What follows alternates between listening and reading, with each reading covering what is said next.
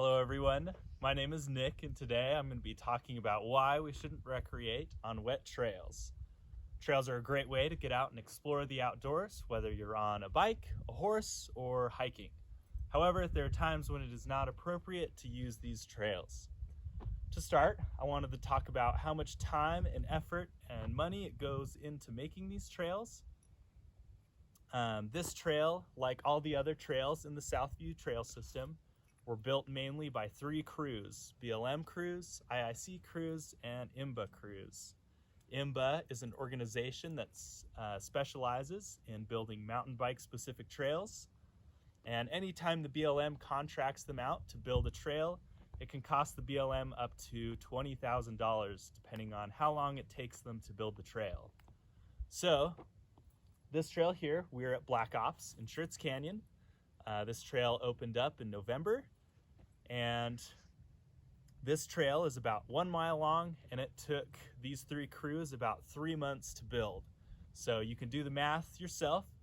3 months for 1 mile is pretty slow moving. So it takes a lot of time and effort to build a very short amount of trail. So it's very important to use them appropriately. That way we don't damage them excessively. So this right here is a prime example of what happens when somebody uses the trail when it's muddy. You can see here that a horse has come through and has put a lot of footprints in the trail. When the dirt's soft, obviously the horse is just going to sink right into the dirt. And when the dirt dries, it leaves a lot of these big holes that is just really hard and you can't fix. So obviously there's a lot of initial damage that happens when the trail is first muddy, but it's going to cause a lot of problems in the future. When it rains, the trail is now not going to drain properly because the water is going to fill up these holes, and it's going to cause a lot of erosion here. So it's really important to not use the trails when they're muddy, mostly just to prevent damage that can happen. So obviously there's a lot of damage here. It doesn't look too bad because, each footprint is only about the size of a baseball. But the biggest deal behind this is that the crews in Cedar City aren't funded super well. So we don't have maintenance crews that are providing regular maintenance on these trails. So this problem isn't going to be fixed until likely into the middle of summer, when the BLM is in full swing and they're actually having crews out on the trails every day. So because somebody decided to use this when it was muddy, this trail is going to be damaged for months, which is really sad because this trail was just opened a couple months ago. To finish, I just want to go over a couple things that you can check before you go out onto the trails. So this is some tests that you can do in the trailhead or in the parking lot. So when you first get out of your car, whether you're hiking or you're biking or any of that, if you notice that you're leaving footprints or tread marks behind, that's a good sign that the trail is probably going to be muddy and that you shouldn't recreate on it.